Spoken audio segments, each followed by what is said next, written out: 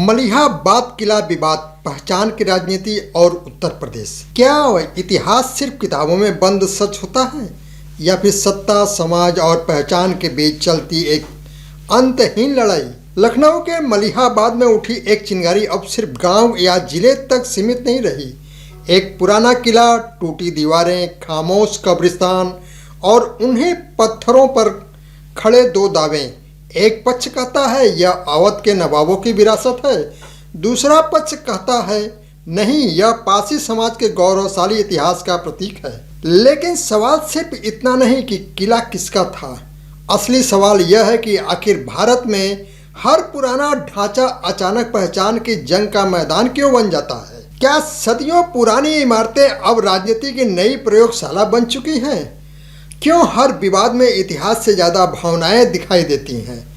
और क्यों social media के दौर में हर दावा मिनटों में आंदोलन बन जाता है? मलिहाबाद के कसमंडी कला गांव में बढ़ती पुलिस तैनाती, हनुमान चालीसा पढ़ने की घोषणाएं, पुरातत्व जांच की मांग, नेताओं के बयान और धार्मिक संगठनों की सक्रियता, यह सब केवल एक स्थानीय विवाद नहीं बल्कि उस बदलते भारत की तस्वीर है जहां इतिहास, धर्म, जाति और राजनीतिक एक दूसरे से टकरा रहे हैं। आज के इस विशेष ऐतिहासिक विश्लेषण में हम सिर्फ विवाद नहीं समझेंगे बल्कि उन परतों को खोलेंगे जिनके पीछे छिपा है सत्ता, विरासत, पहचान और समाज का सबसे बड़ा संघर्ष।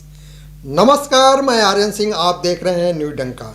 न्यू डंका में आपका स्वागत है। दोस्तों, आज हम बात करेंगे उत्तर प्रदेश की राजधानी लखनऊ के मलिहाबाद क्षेत्र में उभरे उस विवाद की जिसने इतिहास, राजनीतिक, धर्म, जाति पहचान और सांस्कृतिक विरासत को एक साथ राष्ट्रीय बहस के केंद्र में ला दिया है। यह विवाद केवल किसी पुराने किले, मस्जिद या कब्रिस्तान तक सीमित नहीं है।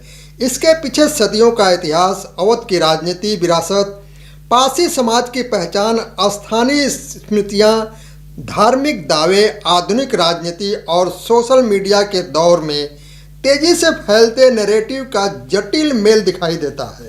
एक ओर ऑल इंडिया मुस्लिम जमात के राष्ट्रीय अध्यक्ष मौलाना शहाबुद्दीन रिजवी बरेलवी का बयान है जिसमें उन्होंने पारसी समाज के दावे को पूरी तरह गलत और इतिहास विरोधी बताया।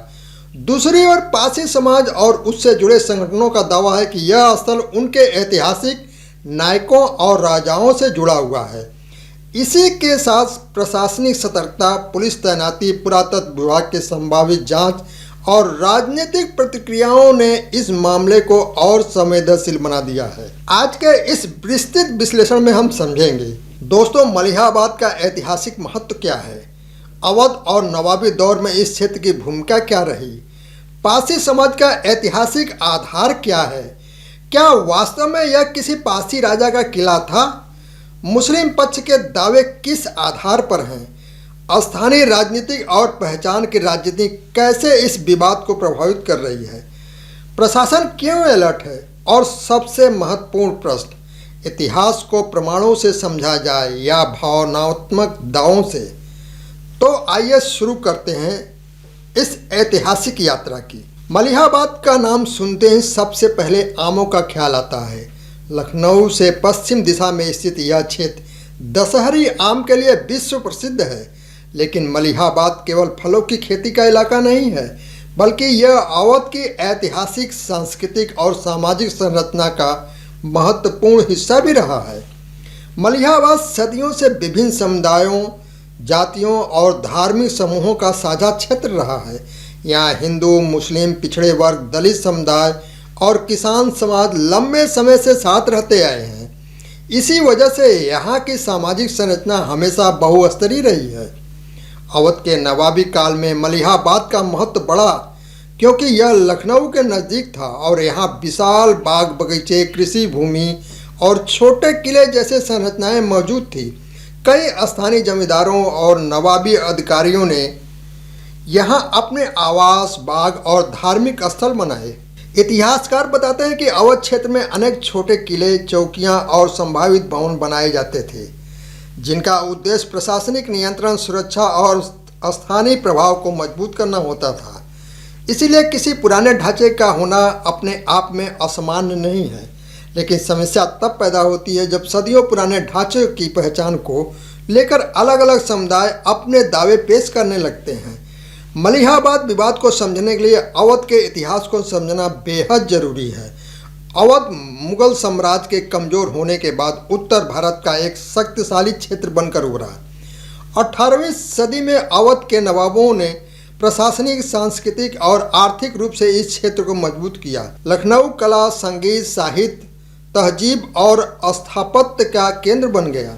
अवध के नवाबों द्वारा कई इमारतें, मस्जिद, इमाम बाड़े, बाग और किले बनवाए गए।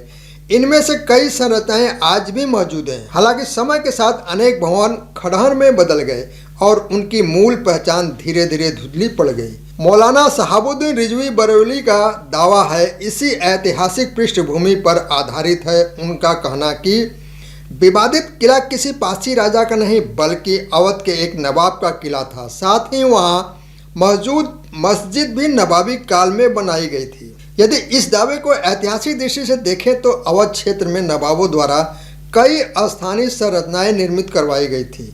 इसीलिए मुस्लिम पक्ष अपने दावे को नवाबी इतिहास से जोड़कर देखता है, लेकिन यह केवल कहानी का एक पक्ष है। दूसरा पक्ष पारसी समाज का, जिसकी अपनी ऐतिहासिक स्मृतियां और दावे हैं। दोस्तों, पारसी समाज उत्तर भारत के प्रमुख दलित समुदायों में से एक है। उत्तर प्रदेश में इस समुदाय की बड़ी आबादी है। इतिहासकारों के अनुसार पारसी समुदाय का संबंध परंपरागत रूप से खेती, सुरक्षा, स्थानीय सैन्य गतिविधियों और ग्रामीण अर्थव्यवस्था से रहा है। कुछ लोक कथाओं और क्षेत्रीय परंपराओं में पारसी राजाओं, योद्धाओं का उल्लेख मिलता है। विशेष रूप से राजा बिजली पासी का नाम कई बार सामने आता है। लखनऊ और उसके आसपास के क्षेत्रों में राजा बिजली पासी को लेकर ऐतिहासिक और लोक स्मृति आधारित दावे लंबे समय से मौजूद है। पारसी समाज का एक वर्ग मानता है कि मध्यकाल में उनके शासकों का प्रभाव अवध क्षेत्र में था और कई पुराने किले और संरचनाएं उन्हीं से जुड़ी हुई हैं। हालांकि इन दावों को लेकर इतिहासकारों में मतभेद है। कुछ लोग इन्हें लोक कथाओं पर आधारित मानते हैं, जबकि अन्य इसे सामाजिक स्मृति का हिस्सा बताते हैं। मलिहाबाद विवाद में भी यही स्थिति दिखाई देती है। पारसी संगठनों का दावा है कि विवादित स्थल उनके ऐतिहासिक नायक या राजा कंस पासी से जुड़ा हुआ है। इस दावे के समर्थन में स्थानीय मौखिक इतिहास, सामाजिक परंपराएं और समुदाय की स्मृतियों का हवाला दिया जा रहा है। यहाँ यह समझना जरूरी है कि भारत में कई ऐतिहासिक विवाद केवल सरकारी दस्तावेजों पर आधारित नहीं होते हैं। अनेक बार स्थानीय समुदाय पीढ़ियों से चली आ रही कहानियों और परंपराओं के आधार पर अपनी पहचान स्थापित करते हैं। मलिहाबाद विवाद का सबसे महत्वपूर्ण पहलू यही है कि यहाँ इतिहास और लोक स्मृति आमने सामने दिखाई देते हैं। इतिहासकार सामान्यतः लिखित दस्तावेजों, अभिलेखों, स्थापत्य शैली, पुरातात्विक प्रमाणों और समकालीन स्रोतों के आधार पर निष्कर्ष निकालते हैं, जबकि दूसरी ओर लोक स्मृति समुदाय की सामूहिक यादों, गीतों, कथाओं और सामाजिक परंपराओं पर आधारित होती है। भारत के अनेक स्थान ऐसे हैं जहां किसी मंदिर, मस्जिद, किले या समाधि को लेकर अलग अलग समुदायों की अलग अलग स्मृतियां मौजूद हैं। उदाहरण के लिए किसी समुदाय के लिए वह स्थल धार्मिक आस्था का केंद्र हो सकता है, दूसरे समुदाय के लिए वही स्थल उनके ऐतिहासिक नायक की पहचान हो सकता है। प्रशासन के लिए वह केवल एक पुराना संरचित ढांचा हो सकता है। इसी टकराव से विवाद जन्म लेते हैं। मौलवी रिजवी का कहना है कि पारसी समाज का दावा इतिहास के विरुद्ध है। वहीं पारसी संगठन कहते हैं कि उनके इतिहास को जानबूझकर दबाया गया है। इस प्रकार यह विवाद केवल जमीन का नहीं बल्कि पहचान और प्रतिनिधित्व का भी बन जाता है। बड़े मंगल से पहले मलिहाबाद के कसमंडी कला गांव में विवादित ढांचे को लेकर प्रशासन के अलर्ट होने की खबर ने पूरे मामले को और संवेदनशील बना दिया है। हनुमान चालीसा पढ़ने की घोषणा के बाद पुलिस बल तैनात किया गया। प्रशासन ने विवादित स्थल के आसपास निगरानी बढ़ा दी। बागों और रास्तों पर पुलिस कर्मियों को लगाया गया ताकि किसी प्रकार का तनाव न फैले। यह कदम इसीलिए महत्वपूर्ण माना गया क्योंकि उत्तर प्रदेश में धार्मिक स्थलों से जुड़े विवाद पहले भी बड़े सामाजिक तनाव का कारण बन चुके हैं। प्रशासन नहीं चाहता कि किसी प्रकार की अफवाह, प्रदर्शन या उस्कावे से कानून व्यवस्था प्रभावित हो। भारतीय राजनीति में धार्मिक प्रतीकों का उपयोग कोई नया विषय नहीं है, लेकिन पिछले कुछ वर्षों में यह प्रवृत्ति और अधिक तेज हुई है। जब किसी विवाद स्थल पर हनुमान चालीसा पढ़ने, नमाज अदा करने या धार्मिक झंडा लगाने जैसी घोषणाएं होती हैं तो केवल धार्मिक गतिविधि नहीं रहती, यह एक राजनीतिक और सामाजिक संदेश बन जाती है। मलिहाबाद मामले में भी यही दिखाई देता है। सुहलदेव आर्मी के राष्ट्रीय अध्यक्ष योगेश पासी द्वारा विवादित स्थल पर पहुंचकर हनुमान चालीसा पढ़ने की कोशिश को समर्थक सांस्कृतिक आधार बताते हैं, जबकि विरोधी इसे माहौल खराब करने की कोशिश मानते हैं। अब प्रश्न उठता है, क्या धार्मिक अभिव्यक्ति का अधिकार किसी ऐतिहासिक विवाद स्थल पर लागू किया जा सकता है, या फिर प्रशासन को पहले तथ्यात्मक स्थिति स्पष्ट करनी चाहिए? इसी द्वंद्व के कारण ऐसे मामले संवेदनशील बन जाते हैं। किसी भी ऐतिहासिक विवाद में पुरातत्व विभाग की भूमिका बेहद महत्वपूर्ण होती है। यदि किसी स्थल को लेकर अलग अलग दावे हों, पुरातत्व विशेषज्ञ निम्नलिखित बातों की जांच करते हैं, जैसे निर्माण शैली, इस्तेमाल की गई सामग्री, स्थापत्य कला, अभिलेख या शिलालेख, कब्रों या धार्मिक संरचनाओं की आयु, पुराने नक्शा नवीसी और दस्तावेज। मलिहाबाद विवाद में पुरातत्व टीम के पहुंचने की संभावना जताई गई। यदि वैज्ञानिक जांच होती है तो यह विवाद के समाधान की दिशा में महत्वपूर्ण कदम हो सकता है। हालांकि भारत में कई बार पुरातात्विक निष्कर्ष भी विवादों को पूरी तरह समाप्त नहीं कर पाते हैं, क्योंकि सामाजिक और राजनीतिक भावनाएं उससे आगे निकल जाती हैं। फिर भी निष्पक्ष जांच किसी भी लोकतांत्रिक व्यवस्था में आवश्यक मानी जाती है। ऑल इंडिया मुस्लिम जमात के राष्ट्रीय अध्यक्ष शहाबुद्दीन रजवी बरेलवी ने इस विवाद पर तीखी प्रतिक्रिया दी। उन्होंने कहा कि पारसी समाज का दावा भ्रमित करने वाला और इतिहास विरोधी है। उनके अनुसार विवादित किला अवध के नवाबों से जुड़ा है। पास में स्थित कब्रिस्तान स्थानीय मुस्लिम परिवार का है। मस्जिद नवाब द्वारा बनाई गई थी। उन्होंने यह भी कहा कि आजकल हर मुद्दे को हिंदू मुस्लिम विवाद में बदलने की कोशिश हो रही है। यह बयान केवल ऐतिहासिक दावा नहीं है, बल्कि सामाजिक चेतावनी भी है।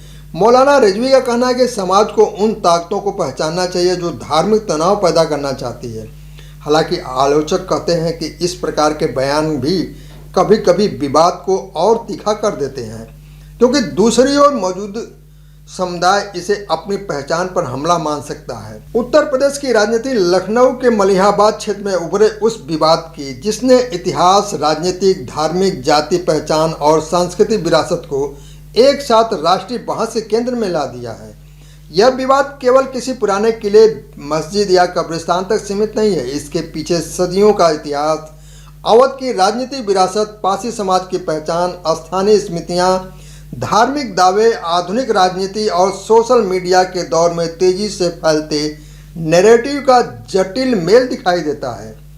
एक और ऑल इंडिया मुस्लिम जमात के राष्ट्रीय अध्यक्ष मौलाना शहाबुद्दीन रिजवी बरेली का बयान है, जिसमें उन्होंने पारसी समाज के दावों को पूरी तरह गलत और इतिहास विरोधी बताया है। दूसरी ओर पारसी समाज और उससे जुड़े संगठनों का दावा है कि यह स्थल उनके ऐतिहासिक नायकों और राजाओं से जुड़ा हुआ है। इसी के साथ प्रशासनिक सतर्कता, पुलिस तैनाती, पुरातत्व विभाग की संभावित जांच और राजनीतिक प्रतिक्रिया ने इस मामले को और संवेदनशील बना दिया है। दोस्तों, इतिहासकार बताते हैं कि अवध क्षेत्र में अनेक छोटे छोटे किले, चौकियां और संभावित भवन बनाए जाते थे, जिनका उद्देश्य प्रशासनिक नियंत्रण, सुरक्षा और स्थानीय प्रभाव को मजबूत करना होता था। इसीलिए किसी पुराने ढांचे का होना अपने आप में असामान्य नहीं है। वहीं अवध मुगल साम्राज्य के कमजोर होने के बाद उत्तर भारत का एक शक्तिशाली क्षेत्र बनकर उभरा। 18वीं सदी में अवध के नवाबों ने प्रशासनिक और सांस्कृतिक और आर्थिक रूप से इस क्षेत्र को मजबूत किया। लखनऊ कला, संगीत, साहित्य, तहजीब और स्थापत्य का केंद्र बन गया। यदि इस दावों को ऐतिहासिक दृष्टि से देखें तो अवध क्षेत्र में नवाबों द्वारा कई स्थानीय संरचनाएं निर्मित करवाई गई। इसीलिए मुस्लिम पक्ष अपने दावे को नवाबी इतिहास से जोड़कर देखता है, लेकिन यह केवल कहानी एक पक्ष की है। दूसरा पक्ष पारसी समाज का है, जिसकी अपनी ऐतिहासिक स्मृतियां और दावे हैं। दोस्तों, आपको बता दूं कि पारसी समाज उत्तर भारत के प्रमुख दलित समुदायों में से एक है। उत्तर प्रदेश में इस समुदाय की बड़ी आबादी है। कुछ लोक कथाओं और क्षेत्रीय परंपराओं में पारसी राजाओं और योद्धाओं का उल्लेख मिलता है। विशेष रूप से राजा बिजली पासी का नाम कई बार सामने आता है। लखनऊ और उसके आसपास के क्षेत्रों में राजा बिजली पासी को लेकर ऐतिहासिक और लोक स्मृति आधारित दावे लंबे समय से मौजूद हैं। अब आते हैं इतिहास बनाम लोक स्मृति। मलिहाबाद विवाद का सबसे महत्वपूर्ण पहलू यह है कि यहाँ इतिहास और लोक स्मृति आमने सामने दिखाई देते हैं। दोस्तों, आपको बता दूं कि भारतीय राजनीति में धार्मिक प्रतीकों का उपयोग कोई नया विषय नहीं है, लेकिन पिछले कुछ वर्षों में यह प्रवृत्ति और अधिक तेज हुई है। जब किसी विवाद स्थल पर हनुमान चालीसा पढ़ने, नमाज अदा करने या धार्मिक झंडा लगाने जैसी घोषणाएं होती हैं, तो यह केवल धार्मिक गतिविधि नहीं रहती, वह एक राजनीतिक और सामाजिक संदेश बन जाती है। अब प्रश्न उठता है, क्या धार्मिक और अभिव्यक्ति का अधिकार किसी ऐतिहासिक विवाद स्थल पर लागू किया जा सकता है, या फिर प्रशासन को अपने तथ्यात्मक स्थिति स्पष्ट करनी चाहिए? इसी द्वंद्व के कारण ऐसे मामले संवेदनशील बन जाते हैं। वहीं मलिहाबाद विवाद में पुरातत्व टीम के पहुंचने की संभावना जताई गई है। यदि वैज्ञानिक जांच होती है तो यह विवाद के समाधान की दिशा में महत्वपूर्ण कदम हो सकता है। दोस्तों, उत्तर प्रदेश की राजनीति में जाति और धर्म दोनों की गहरी भूमिका रही है। पिछले कुछ दशकों में दलित राजनीति ने राज्य की सत्ता संरचना को काफ़ी प्रभावित किया है। बहुजन आंदोलन, काशीराम और मायावती जैसे नेताओं ने दलित समुदाय को राजनीतिक रूप से संगठित किया है। पारसी समाज भी इसी व्यापक दलित राजनीतिक जागरण का हिस्सा रहा है। इसीलिए जब किसी ऐतिहासिक स्थल की पारसी पहचान से जोड़कर देखा जाता है तो उसका राजनीतिक महत्व बढ़ जाता है। दूसरी ओर धार्मिक पहचान की राजनीति भी उत्तर प्रदेश में बेहद प्रभावशाली रही है। मंदिर मस्जिद विवाद ने कई बार चुनावी और सामाजिक माहौल को प्रभावित किया है। मलिहाबाद विवाद इन दोनों धाराओं का संगम प्रतीक होता है। एक ओर जाति ऐतिहासिक पहचान का दावा, दूसरी ओर धार्मिक विरासत की रक्षा का दावा। यही कारण कि यह मामला केवल स्थानीय विवाद नहीं रहा। आज के दौर में किसी भी विवाद का सबसे बड़ा युद्ध क्षेत्र सोशल मीडिया बन चुका है। मलिहाबाद विवाद में भी अलग अलग वीडियो, पोस्ट, बयान और अपील तेजी से वायरल हो रहे हैं। लाखन आर्मी के राष्ट्रीय अध्यक्ष सूरज पासी द्वारा सांसदों से समर्थन मांगना और वीडियो जारी करना इसी रणनीति का हिस्सा माना जा सकता है। दोस्तों, इतिहास कभी अचानक विवाद नहीं बनता, उसे विवाद बनाया जाता है। मलिहाबाद का यह संघर्ष सिर्फ एक किले की लड़ाई नहीं, बल्कि पहचान, विरासत और सत्ता के उस खेल की कहानी है जहां अतीत को वर्तमान की राजनीति में हथियार बनाया जा रहा है। एक तरफ इतिहास में दस्तावेज, दूसरी तरफ समुदायों की सदियों पुरानी स्मृतियां, एक और धार्मिक दावे, दूसरी ओर जाति अस्मिता की पुकार, और इन सब के बीच खड़ा है आम समाज, जो हर नए विवाद के साथ थोड़ा और बढ़ता चला जाता है। सबसे खतरनाक बात यह नहीं कि लोग अपने इतिहास को खोज रहे हैं, बल्कि यह है कि इतिहास अब सोशल मीडिया, नारों और भीड़ की अदालत में तय होने लगा है। याद रखिए, जब किसी पुराने ढांचे पर राजनीति खड़ी होती है, तब सिर्फ पत्थर नहीं बदलते, समाज का माहौल भी बदल जाता है।